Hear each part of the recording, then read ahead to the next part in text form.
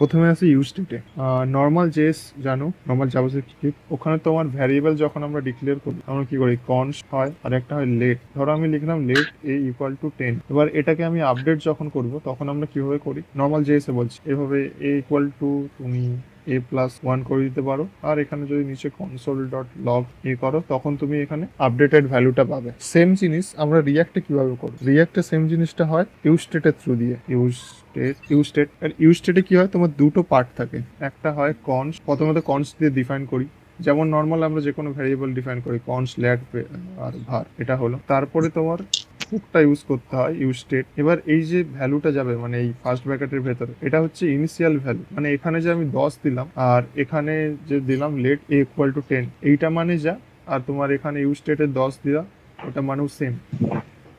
এবার ইউজ স্টেটে কি হয়, দুটো পার্ট থাকে, একটা হচ্ছে ভ্যালু গেট করার পার্ট, একটা হচ্ছে সেট ভ্যালু। এই দুটো পার্ট কি, এখানে যেমন নর্মাল জেএসএ আমরা লিখে দিতাম লেট এ ইকুয়াল টু 10, এটা হয়ে গেল ইনিশিয়াল ভ্যালু। এই পার্টটা আমরা আমাদের এখানে কে করছে, এই যে এইটুকু, এখানে যদি আমি টেক্সট দিয়ে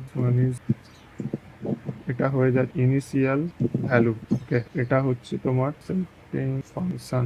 এই ভ্যালুটা যদি আমাকে আপডেট করতে হয় তখন আমি কিন্তু ডিরেক্ট এইভাবে ভ্যালু ইকুয়াল টু ভ্যালু+1 লিখে দিতে পারি না। রিয়াক্টে ওই ভ্যালুটাকে আপডেট করানোর জন্য আমরা কি এই ফাংশনের থ্রু দিয়ে তোমাকে করতে হবে ভ্যালু আপডেট এর জন্য ইউজার। আর এইটা কি, এটা হচ্ছে তোমার শুধু ভ্যালুটাকে গেট করার জন্য, ভ্যালু গেট করার।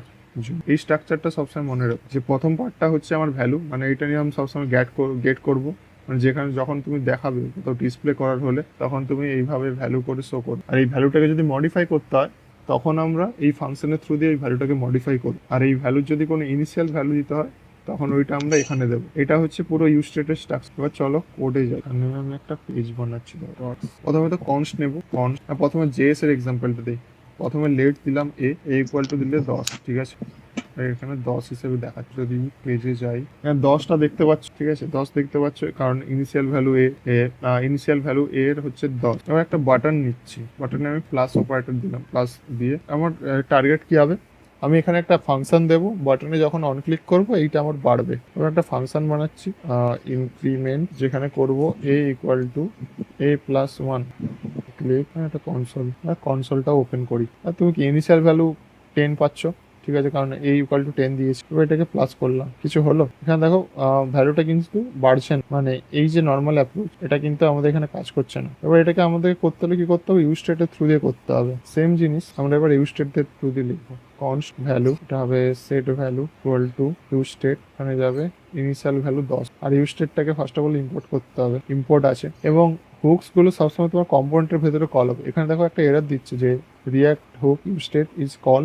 ইন ফাংশন, ওইটাকেও অ্যাজ এ ফাংশন হিসেবে ভাবছে, বাট এটাকেই যদি আমি ক্যামেল কেসিং করে দিই তখন ওটা কম্পোনেন্ট হিসেবে ট্রিট হবে। হলো, এবার যখন এখানে এ ইকুয়াল টু 10 লিখেছি ওটাকে ডিসপ্লে করাচ্ছি এইভাবে এ হিসেবে, এখানে যখন আমরা ডিসপ্লে করাচ্ছিলাম। আর ভ্যালুকে ডিসপ্লে করবো কি করে, সেম সেকেন্ড ব্র্যাকেটের ভেতরে ভ্যালু, আর ইনক্রিমেন্ট করানোর জন্য আমরা দেবো সেট ভ্যালু+1, আর এখানে এর বদলে আমি দিয়ে দিচ্ছি ভ্যালু। এবার যদি ইউআইতে যাও, এবার এখানে যখন ক্লিক করব দেখবে ওইটা বাড়ছে, বাট এখানে যদি আমি ডিরেক্ট এভাবে লিখে দিতাম ভ্যালু ইকুয়াল টু ভ্যালু+1, এটা কাজ করতো না। ফার্স্ট অফ অল এখানে এটা অ্যাসাইন করা যাবে না কারণ এখানে কনস্ট দিয়েছি, কারণ কনস্টকে দ্বিতীয়বার রিঅ্যাসাইন করা যায় না। যদি এখানে আমি লেটও দিয়ে দিই তখন তো আমি এটাকে রিঅ্যাসাইন করতে পারি, কিন্তু তখনও তোমার এটা কাজ করবে না, মানে ভ্যালুটা আপডেট হবে বাট তুমি দেখতে পাবে না এখানে ইউআইতে। তো এটাকে সবসময় আপডেট করতে হলে তোমাকে এই ফাংশনের থ্রু দিয়েই করতে হবে। এটাকে ওড়ালাম, এটাকে অন করলাম, আর একে করে দাও কনস্ট। এটাই হলো তোমার ইউজ স্টেট।